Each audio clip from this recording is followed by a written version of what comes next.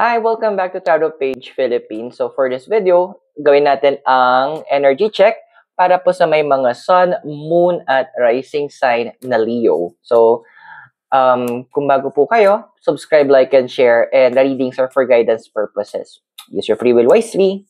So, energy check, your deity is Mars. Hi, Mars.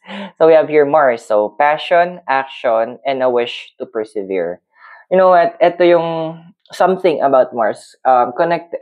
In Greek mythology kasi, sa Roman mythology kasi siya. Sa Greek mythology, counterpart niya si Ares or Aries. Now, Aries, although sabi nila, ay, God of War. Pero you know what? Aries lang ang nag-iisang God na alam ko na hindi nag-force ng babae at tinatawag din siyang protector of women.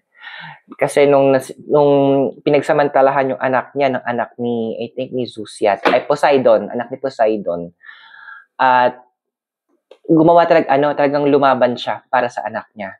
Nilaban niya yung dignity.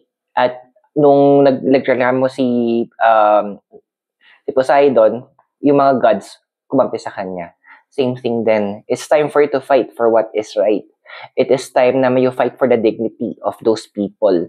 Kasi nakikita mo ang dami na siguro pangit ng term, ang dami ng scammers sa paligid mo, ang dami na nagtitake advantage ng ibang tao. At andun ka na sa level na napupuno ka na.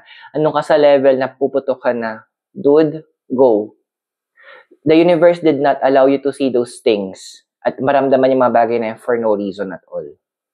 It's time for you to make sure na lumabas ka na doon sa comfort zone mo and do what you need to do. Protect those who cannot protect themselves. Fight for those who cannot fight for themselves. And don't worry, the gods of Olympus is with you. So I hope nakatulong yung readings. Those are for guidance purposes. Use your free will wisely at huwag kalimutan mag-subscribe, like, and share para magkakaroon ng access sa mga future videos natin. Bye for now.